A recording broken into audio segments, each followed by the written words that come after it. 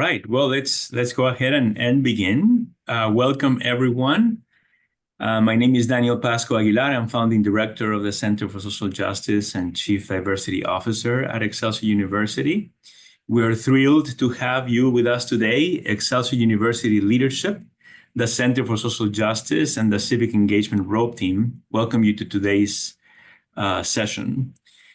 For those of you who are not acquainted with Excelsior's rope teams, we have developed a collection of communities we call rope teams, which we describe as representation and support villages around our students and community members based on what matters to you. If you want to learn more about our rope teams or how to engage in them, you can visit them at communities.excelsior.edu, or you can contact the Center for Social Justice for more information. We have a very special guest with us today, Adam Selhorst, Executive Director of Strategic Partnerships and Alliances at Excelsior University, an expert in environmental science and public policy, and a wonderful colleague. Thank you for being with us this afternoon, Adam. We're truly honored to have you. And before we begin today, in our keynote, I have the pleasure of introducing Dr. David Scable, President of Excelsior University, who has kindly offered to say a few words about Earth Day. So thank you, David. Thank you, Daniel, and hello, everybody. Good to be with you. So today, as we gather to discuss climate change, one of the most pressing issues of our time, the Earth Day 2025 theme, Our Power, Our Planet, resonates deeply. This theme emphasizes the collective responsibility we all have to transition to renewable energy sources and create a sustainable future. The scientific consensus is clear. Human activity, particularly the emission of greenhouse gases like carbon dioxide and methane, are driving global warming and its impact. The consequences of climate change are multifaceted, from rising sea levels and extreme weather events to loss of biodiversity and disruptions to ecosystems. The statistics are stark. According to the Intergovernmental Panel on Climate Change, the past decade was the warmest on record.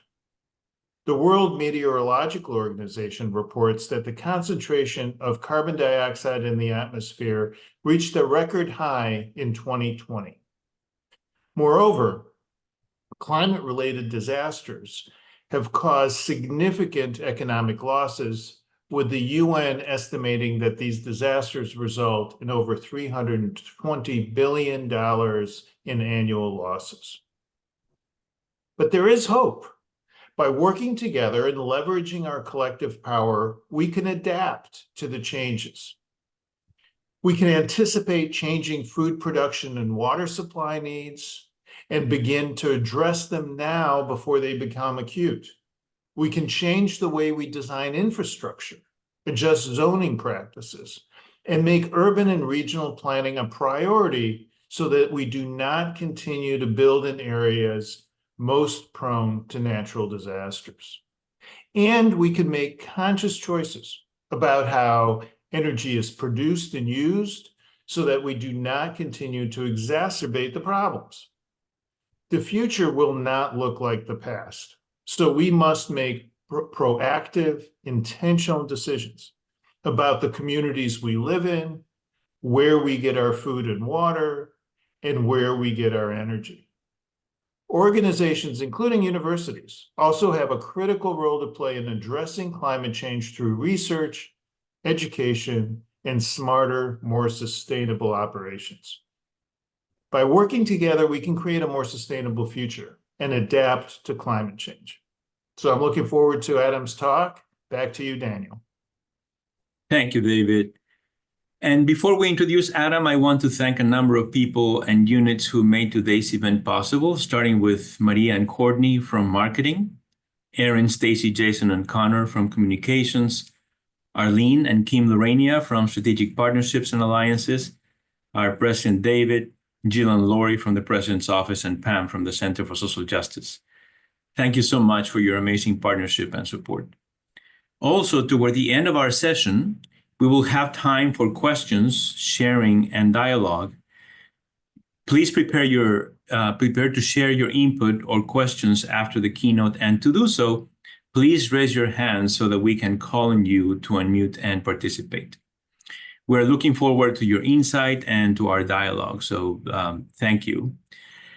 And now I have the privilege of introducing Arlene Amarante, Assistant Director of Partnership Operations and SPA, who has kindly offered to introduce Adam. Arlene? Thank you, Daniel. Good afternoon, everyone, and welcome. We're so glad you could join us for this special Earth Day webinar hosted by the Center for Social Justice. This year's theme, Our Power, Our Planet, speaks to the collective responsibility we share in protecting the environment and the power we each hold to drive meaningful change. Today, we're honored to be joined by a distinguished leader in environmental education and advocacy, Dr. Adam Selhorst. Adam serves as Executive Director of Strategic Partnerships and Alliances at Excelsior University, where he builds and strengthens connections with academic institutions, corporations, associations, and military and veteran communities. His work ensures that educational pathways align with workforce needs, helping learners, especially those from historically underrepresented groups, reach their professional and academic goals. Adam's career spans nearly 2 decades in higher education, with a deep and ongoing focus on environmental science and sustainability. His leadership roles include Associate Provost of Online Education at West Coast University, Executive Dean of the College of Liberal Arts at the University of Arizona Global Campus, and Program Chair of Environmental Studies at the same institution. He has taught across a wide range of academic settings, from the Ohio State University and University of Maryland Global Campus to Leeward Community College and beyond. In addition to his academic leadership, Adam has held research roles at the University of Hawaii at Manoa and the Natural Resources Defense Council, and served as National Science Foundation GK-12 Fellow. He has contributed extensively to the field through published research, peer-reviewed work, curriculum development, and national conference presentations. His academic background is equally impressive. Adam holds a PhD and MS in environmental science, an MA in public policy and management from the Ohio State University, an MBA from the Forbes School of Business, and a BS in biology from Kenyon College. He also earned a graduate certificate in finance from Harvard, along with professional certificates in marketing strategy from Cornell, fostering diversity and inclusion from Yale, and nonprofit fund development from Notre Dame. Today, Adam will challenge us to confront the realities of climate change, reflect on our individual and collective roles in addressing it, and consider how institutions like Excelsior University are helping lead the charge toward a more sustainable future. Please join me in giving a warm welcome to Dr. Adam Selhorst. Thanks, Arlene. Appreciate that. Can you all see my slideshow? Just make sure. Yep. Great. So thanks so much again for the introduction, and thanks to everyone that's here for being here today. I was super honored when Daniel asked if I would do this, and as we were sort of brainstorming topics to come up with and talk today, one that really resonated with me was to lead a discussion around climate change and organizational responsibility, especially as it really relates to Excelsior.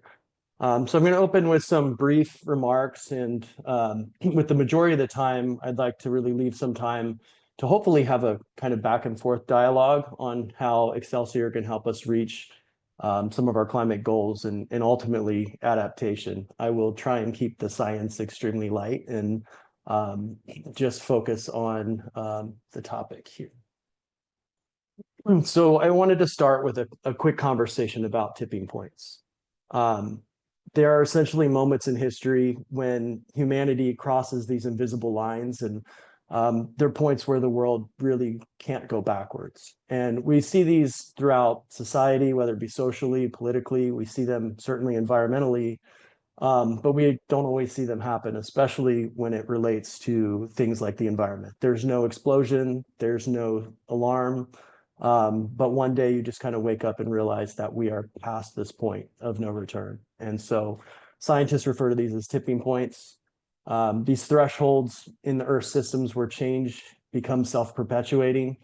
So we see a small change in global temperature increase, which puts in motion thousands of feedback loops that lead to further increased temperature, which lead to thousands of accelerated feedback loops and on in a negative spiral. Eventually, the ice sheets melt, not gradually, but catastrophically. Forests don't decline, they collapse. And these feedback loops, once dormant, begin to accelerate and create a rapid descent. I start with this concept today because many of the world's top scientists believe we've already crossed that tipping point. And when it comes to climate science, while it doesn't mean we should abandon the practice of trying to reduce the harm that is being done, we are going to have to look at how to adapt. For these scientists, it's not speculation, it's not political, it's not in some distant future, but we are here. Some clear indications given by some of the top scientists. They measure Arctic temperatures, are finding rising temperatures 4 times faster than the global average. Methane, which is one of the most deadly greenhouse gases from a standpoint of climate acceleration, is being found thawing out of permafrost in the poles. And vast portions of the Amazon, which once sequestered large amounts of carbon and helped act as the lungs of our planet, now actually emit more carbon than they absorb. These aren't fringe theories, they aren't fringe scientists. These are leaders from NASA, from Exeter, and from large intergovernmental agencies like the IPCC and the UN.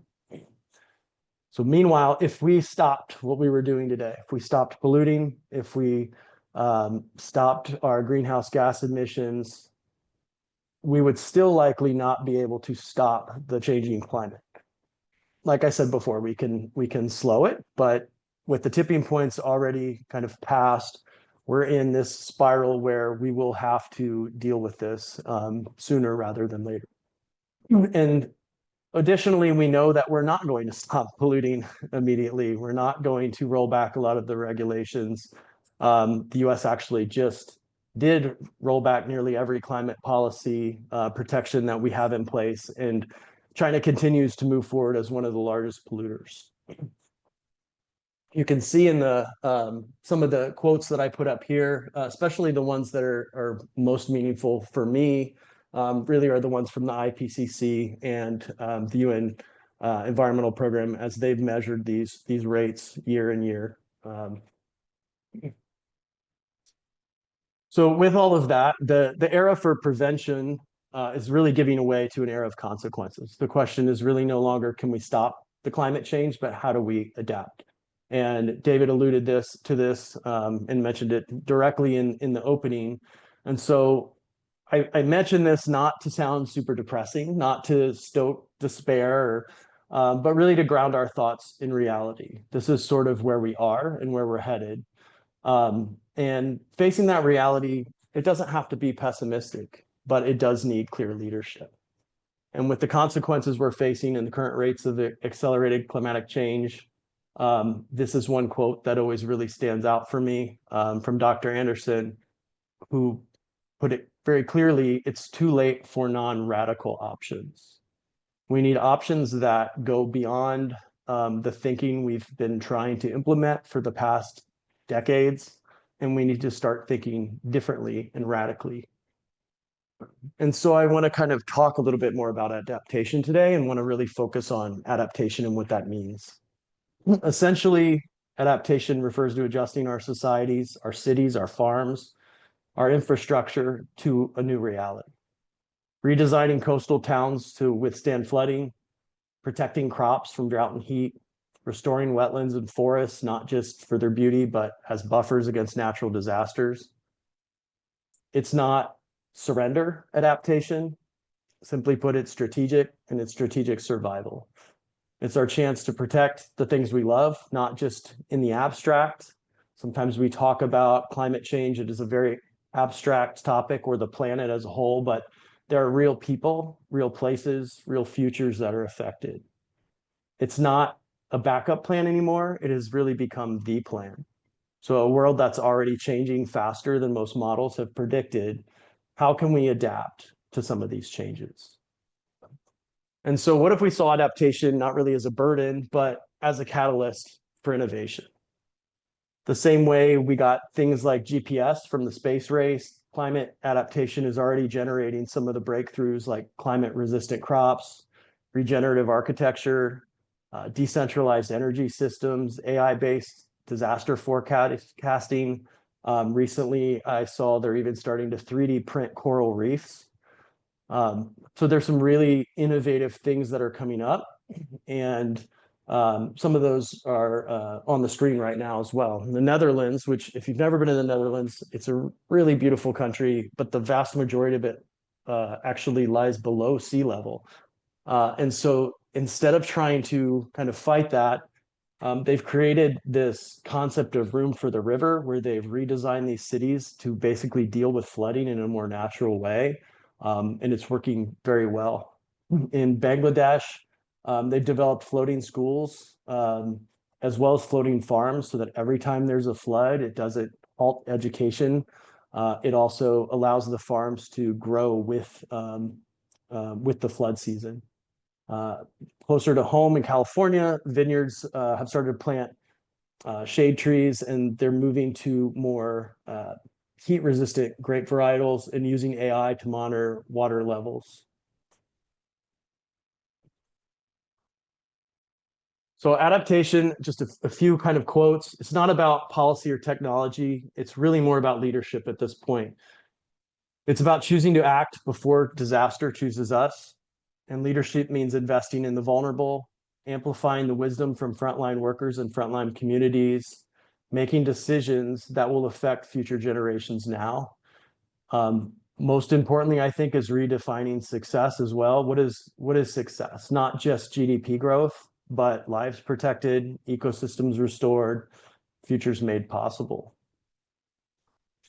And so when I was presented with this opportunity to lead this, Daniel and I thought of a number of ideas of how this might go. And ultimately, kind of with the second half of this, we thought it might be more meaningful, instead of just somebody up here talking, to have a discussion, even more specifically about, what are the things Excelsior can do?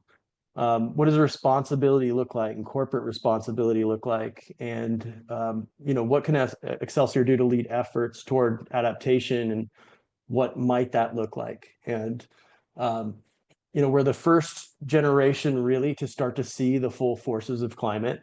You can see that every time there's a hurricane season in Florida now. It seems to be worse every year. The fires that just hit California and other parts of the world, like Australia, a couple of years ago. Yes, we seem to have crossed these certain thresholds, but how are we going to adapt? And that can really direct how we can deal with this. So the climate changed. It doesn't mean the story is necessarily over. It just means that a new one is beginning, and we need to start to think differently. So I'm going to open it up to discussion. Hopefully we all feel comfortable having a little bit of an open discussion on the topic. And as we open it up, I just remind everyone to maybe keep a couple things in the back of your head. One, we need to really start to focus on ideas that are achievable and that are based in sort of the reality of the world we live in. So you heard a little bit about my kind of meandering background during the introduction, and there was kind of a method to my educational pathway. I started as a scientist, and as I started publishing papers and things, I felt really proud of myself. And then I realized one day that this is probably not really doing anything to help, the community, other than, yes, I'm kind of forwarding the science, but nobody's doing anything with it. And so then I went into public policy, because I realized without any good public policy, even the best science is pretty much doomed to just kind of, sit by. And then I realized that as most things in the United States, money tends to drive things. So then I studied business to see how can business be integrated into this. And so as we're thinking about, what can we do, we have to really think about what things can we do with the constraints of our current policymakers, with the current business practices, with any regulations and those kind of things. And then secondly, we need to think big, right? So again, it's too late for really non-radical options. I teach this stuff pretty regularly still, and the first thing students always say is, number one, oh, we'll just raise taxes a bunch to pay for all these adaptations, or which we all know is very, very likely not to happen. Or number two, their solutions are very small, like we need to put a recycling bin on every floor of the building, and that will, solve the problem. So we really need to start to think big and think practical. And so with that, I'd be interested to open it up and see if anybody has any thoughts of how Excelsior might help drive. Adam, thank you so much for your leadership and for sharing your expertise with us. Everyone, just logistically, there are two options for you. One of them is use the question and answer feature, and we'll bring your question to Adam if you do so. The other option is you can raise your hand, and then we can bring you up to the panel so that you can ask your question directly. So let us know either way, but please do engage in the dialogue. And to get started, maybe I can ask a question and give people some time to think of what they'd like to include. And Adam, one of my greatest worries about this subject, and I'm so glad that you are helping us learn more about this and think more deeply about our responsibility, is how comfort gets in the way of the necessary transition of mindset through which we need to go, right, in order to begin to behave differently as individuals, as families, as communities, as organizations. Do you have any recommendations on ways in which we can engage in the process of transitioning that paradigm in our minds and helping the people around us to transition that paradigm in their minds as we attempt to have an impact, right, that is sufficient for us to begin to address climate change? Yeah, it's funny. People generally, I mean, it's a very common known thing in psychology that once people have sort of made up their mind, it's very hard to convince them that they've made a mistake or that another way is better, right? And one of the things when we were always talking about climate, not even adaptation, but how do we slow climate change? And when we talk about things like solar and wind, people always crack back immediately at all the negatives of these things, right? When in reality, for some of these things, I mean, life can be a lot better if you go with some of these directions. Even it's just people don't want to necessarily change their mindset, I guess. So, like as an example, we just got solar panels about a month ago, right? And in California, it's an area that's getting hotter and hotter during the summer, an area where energy is becoming harder to come by. And so they will do rolling brownouts throughout summer and stuff. And so like we got solar in our house and like we never have brownouts anymore because we're covered no matter what happens. Same thing when there's fires around here. They have to cut the electricity off anytime there's fires. They don't have to do that for us because we have solar. But so many people, I think, fight back just because it's unfamiliar.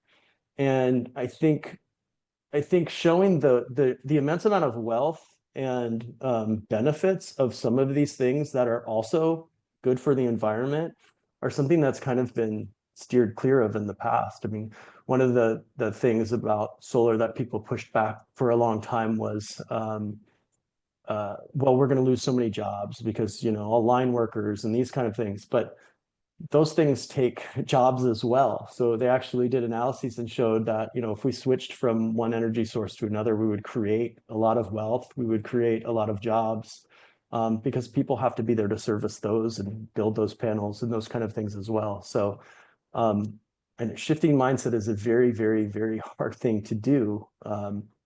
So I don't know Daniel, you're in a discipline where that's pretty much your whole job, right? Is to try and get people to see things that maybe they haven't thought about before. So I don't know if you've had better success, or better strategies maybe than I could come up with.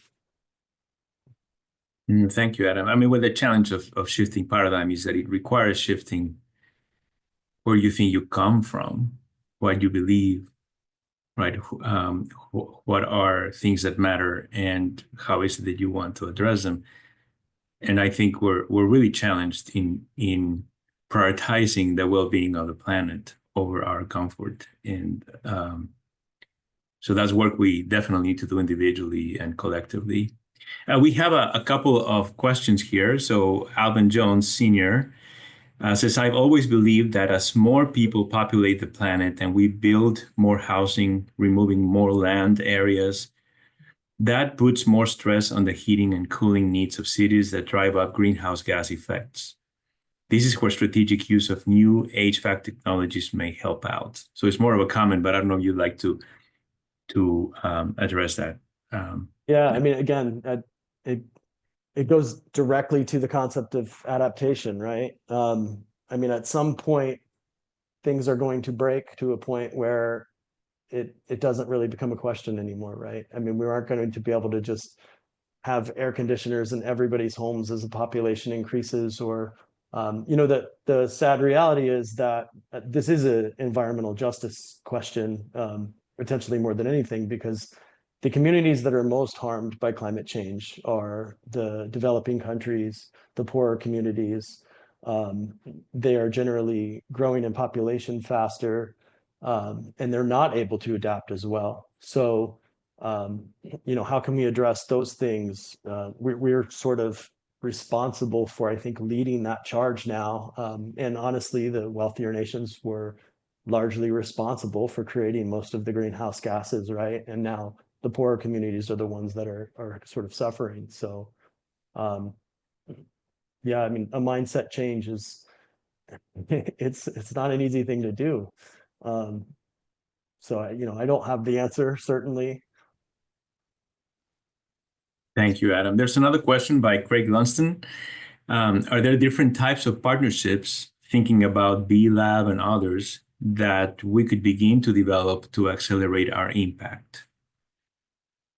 Yeah, I mean, I think if it's a strategic initiative for Excelsior, right? If we decided, we want to be one of the leaders in adaptation or adaptation science, or that might be a great way to go about it. Try and partner with some of these organizations that are starting to do this stuff. Maybe we offer a degree in adaptation, right? I don't know that there really are any of those out there. It might be a leader in the industry, or not even a degree, but certificate programs or something that are aligned to adaptation or adaptation strategies. Most of those are sort of engineering these days, right? Because they're dealing with creating systems, that can handle these sorts of things. So that'd be an interesting approach, I think, and something Excelsior could do with its reach. So obviously we have a pretty healthy reach out to a lot of students, a lot of alumni. So certainly one strategy we could approach. I also have a comment by Silver Goodbranson. It's 2 points. I would love to see us do an audit on our carbon footprint and come up with plans to address those issues. I know a project manager on staff who would love to be part of a project managing those conservation efforts. And 2, an excellent perspective someone once shared was focusing on shifting culture. I would love to see us lead from within on committing to cultural shifts. I'd be happy to share explicit examples. So I don't know, Adam, if you'd like to comment, and Silver, you're welcome to if you want, we can bring you to the panel so that you can share more of your thoughts. Yeah, I'd love to hear more specific examples if she has them, for sure. Silver, if you're on, Courtney, could we bring her up to the panel? Hello, can you hear me? Yep. We can hear you, Silver. So there's quite a few different ways that we can go about it. And some of the stuff you kind of touched on is teaching people the values outside of just environmental preservation, or making changes to their home, more sustainable changes to their home and stuff like that. But also there are things that we're doing in our day-to-day lives that we could start shifting away from. Like one example is in my household, we've actually completely given up eating cow altogether. The impact of cow agriculture on the environment is just huge, and we just don't want to be a part of that. But I know a number of people who are instead shifting to making things like steak be more of like a holiday food instead of a nice Friday night dinner. Instead shifting that to be, that's what we have on Christmas and Thanksgiving, so that you're at least reducing down how often you're using it. I know that these are things that definitely take time to get used to, and we're kind of lacking in the time department. But putting out maybe events of commitments people could make of, hey, go vegetarian for a week and release a bunch of recipes for people to try out. In my household, we have almost completely switched to vegetarian. We're not trying to go vegetarian, but literally by just trying a bunch of vegetarian dishes over and over again, we wound up finding that we stopped buying meat from the grocery store.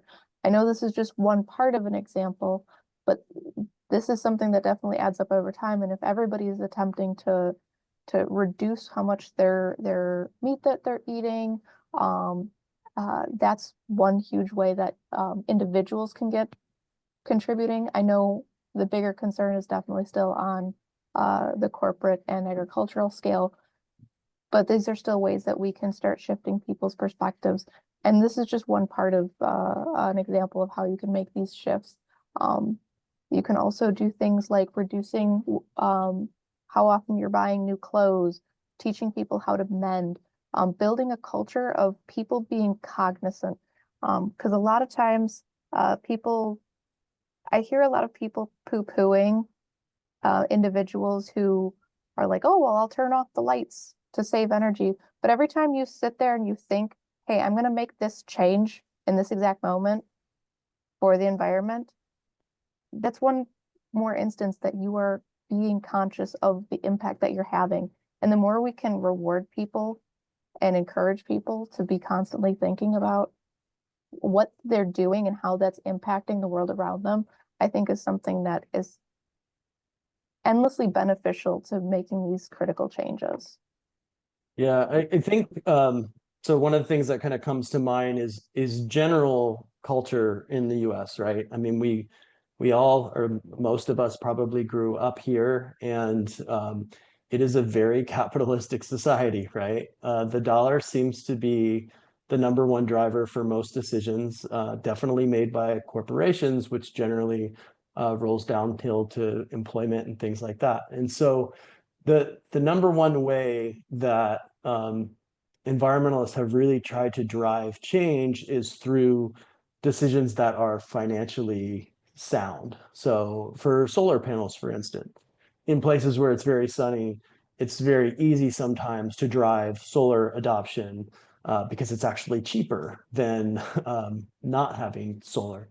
And that's just an example. Solar's not the answer necessarily, and you can see some of the major problems caused by things like solar and the fires in LA. Now, Los Angeles is one big toxic waste site because those solar panels have mercury and all these other heavy metals in them, and they cause other issues as well. But if you're able to tie it to a fiscally sound process, it can start to change the mindset a little bit. And lived in Europe for a little while, and you see just a very different culture, right? Because most individuals there didn't grow up in this hyper, I think, capitalistic society, and their culture and their mindset is just different, and that's variable by country as well, right? So trying to shift the entire mindset of a country, let alone a world, is a very near impossible task. But that's one of the ways that, as I was working with outreach communities and stuff in the United States, tried to focus on things that were very seemed fiscally sound and would lead to savings for individuals. And that was a way that something they really latched onto and could help their mindset. So one quick thing to add on to that, they actually did some studies that to see what drove people's decision making, and being benchmarked against their neighbors seemed to have the biggest impact on people's behaviors. I'll have to find the actual study, but basically, I think it was there was like a study on energy usage, and they'd send out flyers letting people know, hey, you can save this much money if you turn off all of your lights at this time. And like they'd give them tips and they'd give them all of these things and point out all the benefits, but they found that people really started reducing their usage when they were being compared to their neighbors. Hey, your neighbors are using less than you are. Then all of a sudden they started modifying their own behaviors. Mm-hmm. Everything's a competition. Absolutely. Yeah. And related to this, Mary Sayer says, perhaps limiting single-use plastic on campus, it's more impactful to reduce and reuse than to recycle. Mm-hmm. And I also see, Arlene, that you have a post, but you're already in the panel. I wonder whether, rather than me reading it, whether you want to read it or say it. No, I was like listening to everybody's comments, and obviously from what I gathered from Adam, I just was reminded of this quote from Edward Everett Hale. He said, "I am only one, but I am one. I cannot do everything, but I can do something.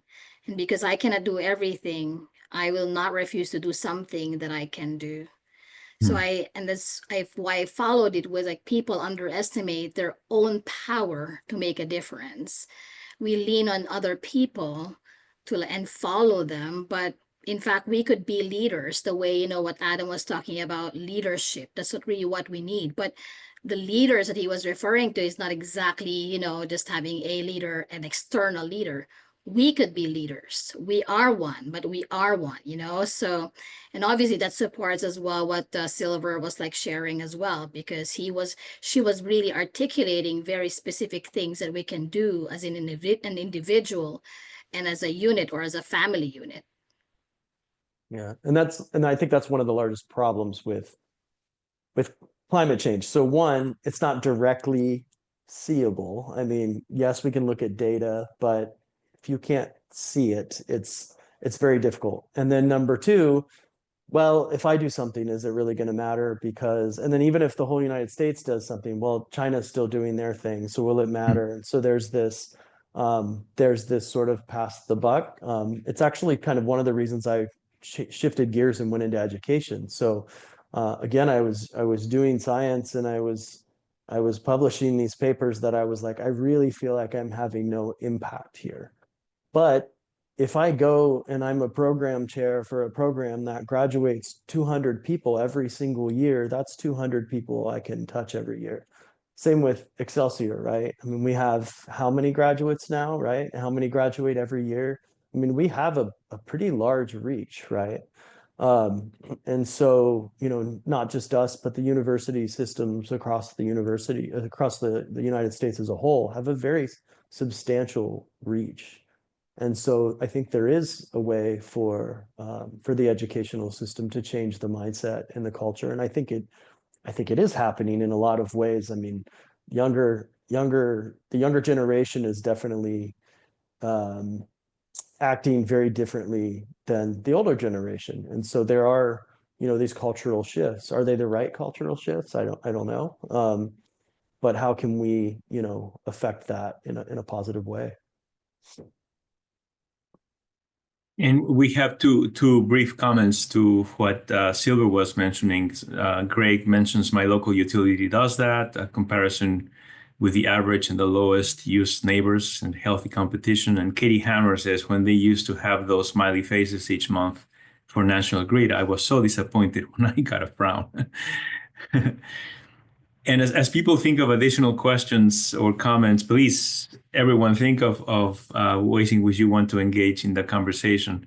I have another question, Adam. You brought up education, and I have been thinking also for a long time that because these could strongly benefit from a paradigm shift and from us evolving our mindsets, right, thinking differently, that education is an amazing opportunity for us at all levels, right, to develop a different way of thinking.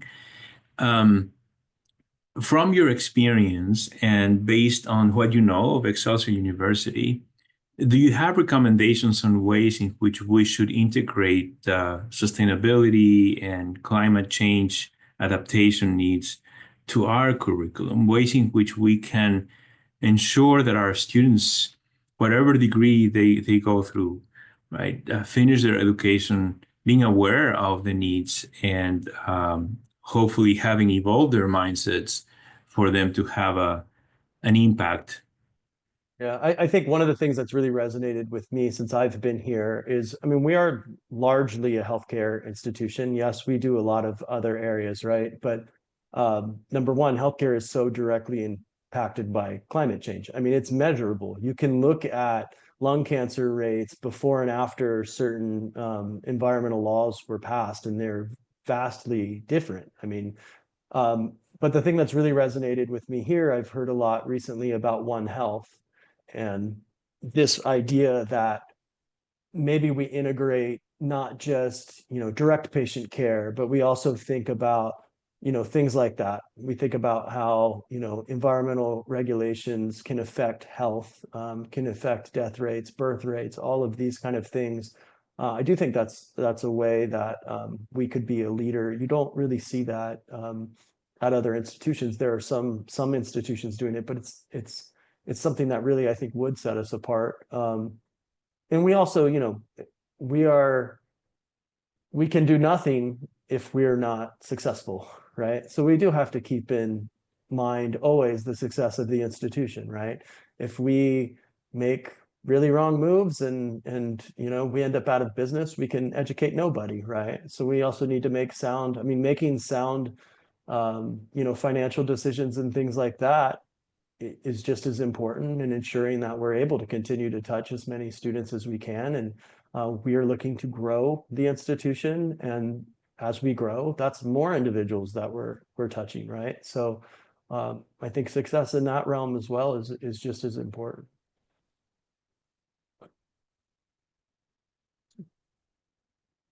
All right, another call for people to participate.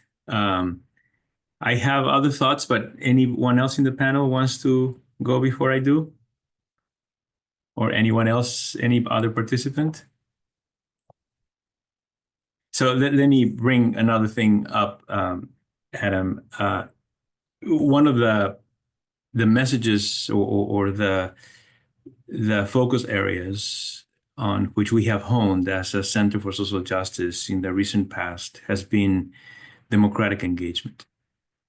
And it's interesting that it feels to me like we're talking about the same thing, right? Because we base a lot of our work on some of the assumptions, he calls them uncommon thoughts, that Paul Achelier has developed in his work on democratic engagement.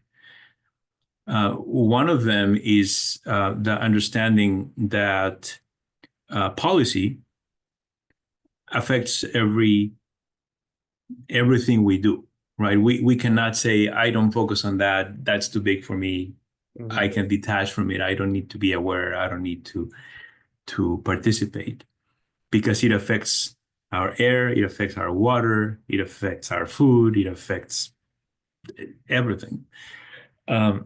But the other uncommon thought or theme of uncommon thoughts that he brings up is this very powerful understanding that democracy is about caring for people around me beyond my family and my friends, right? That it is about understanding that we're deeply interconnected and interrelated and interdependent, and that what we do affects others and what others do affects me. And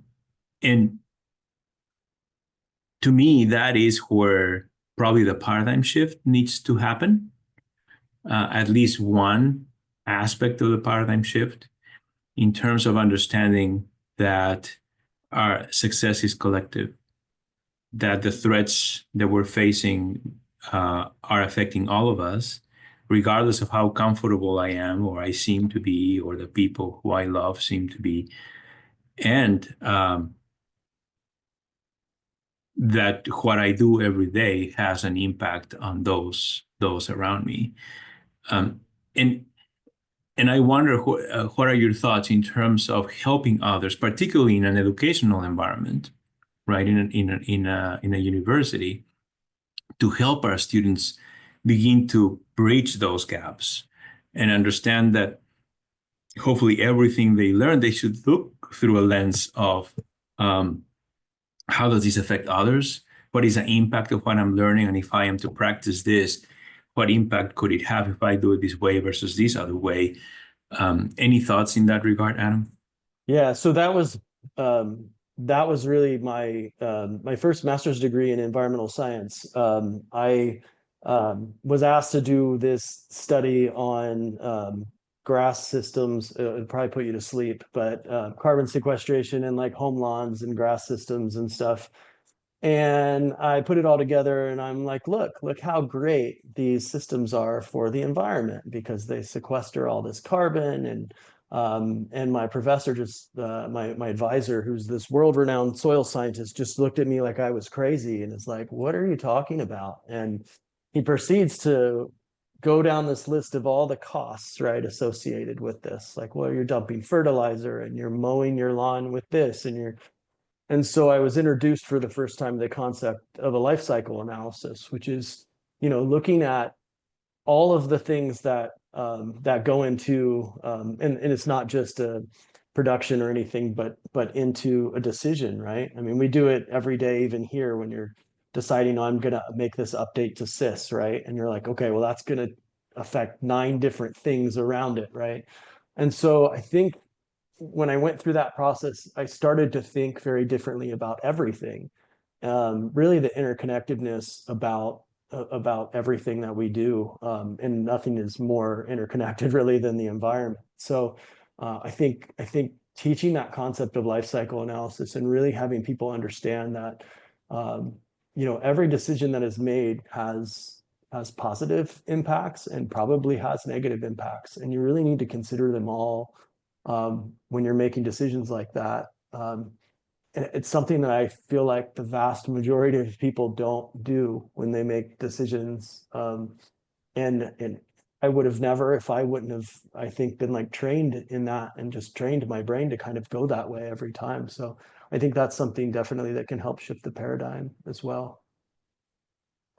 Thank you, Adam. We have it's more of a comment from Wilford Malsel in the chat. I'm from the beautiful island of Palau, and climate change is our #1 concern that we try to shed light to these bigger countries around the world. The rising ocean is affecting our islands in Micronesia. And then we have also a note from Alvin Jones Sr. Good luck with that, Daniel, because our own government, by pulling out of the Paris Accord agreement, stripping away climate change protections and downplaying these impacts, as if it means nothing as a ripple effect, making ordinary citizens care less about it because our government does not. So a couple of things there. There are great political shifts in the United States, right? And we tend to shift very hard to one side and then back to another, right? I mean, we had we had a shift left with Clinton, and then a shift back right with Bush, and then a shift back left with Obama, and then a shift back right with Trump, and potentially another shift back left in 3 years. You never know, right? But it always seems to have this kind of flex. And so I do think that there is still hope, and that we should not just sort of give up. And that comes from somebody who is sometimes a pessimist. And I do think that some of these things that I mentioned are like nebulous. You can't see them. Eventually, you will be able to see them. I mean, we will hit a point where it is undeniable, right? And I hope it doesn't have to get to that point before we start truly to adapt. But we will get to a point where you see 10 hurricanes every single year, or you see fires every single year, or it's 135 degrees in Arizona. And people will, eventually start to listen. So I think staying on it, not quite giving in, certainly, something we need to kind of preach. We also have an anonymous question that I think is very helpful. Are there good resources for people that are skeptical about climate change? Are there any recommendations that you have, or anyone in the audience or in the panel who would like to share any? Yeah, so I mean, I used to steer people toward a lot of governmental organizations, but now those can be very biased depending on who is in office. I tend to rely on AI a lot, which is a little ironic because AI is becoming one of the bigger drivers of climate change now. So we're going to have to figure that piece out as well. But AI will help really set aside a lot of the truly scientific research. So you can always go ask them for good peer-reviewed literature. But again, people get very sunk in, and it takes a lot to convince them that they have made a mistake or that they've been thinking improperly. But once they do, and they shift over that hump, they generally don't go backwards, because then they have to admit they were wrong again, right? So I think staying on it, focusing on facts, hopefully getting them, over that hill will help. So, and again, the younger generation generally is more malleable, open to new ideas and to focusing on that. And that's what education, I think, can really touch too, that younger generation as well. So they will have a big impact in the coming years. And they care. I mean, from what I've seen, they really care. All right, so unfortunately, we're coming to the end of our time. So let's, if it's okay with you, Adam, if you could stop sharing your screen, and then if we could focus on final thoughts. David, I'm wondering whether you have some final thoughts, and then we'll give Adam a couple of minutes to do the same.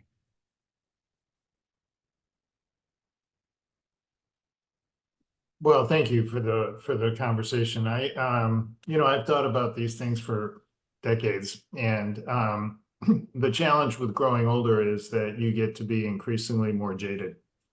So I wish I had something really positive to share. I think humans define what it is to be an invasive species. They breed year-round, they eat everything, and they live everywhere. There's no way to change that. And that drives the behavior of the species, of the animals. So I hope we can make some adaptations, but the world has 8.2 billion people and can sustain about half of that. That's all I got. Thank you, David. Adam, do you want to share some final thoughts before we close? Yeah, I mean, I appreciate you asking me to do this. Thanks for bearing with me. It's been a long time since I've done something like this, since I went over to the dark side of academic administration, right? But Yeah, thanks so much. And I think the adaptation piece is where we're headed and where we should focus. And yeah, I don't have much else to say either. So Well, I'd like to actually finish with the quote that Arlene shared because I think is really powerful from Everett Hale. I am only one, but I am one. I cannot do everything, but I can do something. And because I cannot do everything, I will not refuse to do the something that I can do. I think, Arlene, thank you for sharing that. That's really powerful.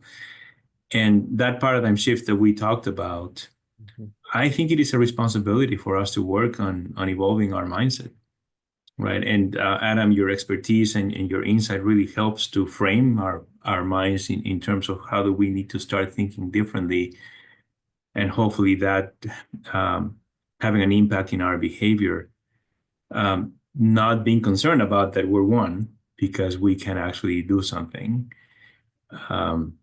So thank you, everyone. Very appreciative of your participation. Adam, thank you so much for taking the time and sharing your expertise with us. And thank you, David, Arlene, Courtney. Thank you so much for all your support, and Kim and Silver. We'll continue the conversation.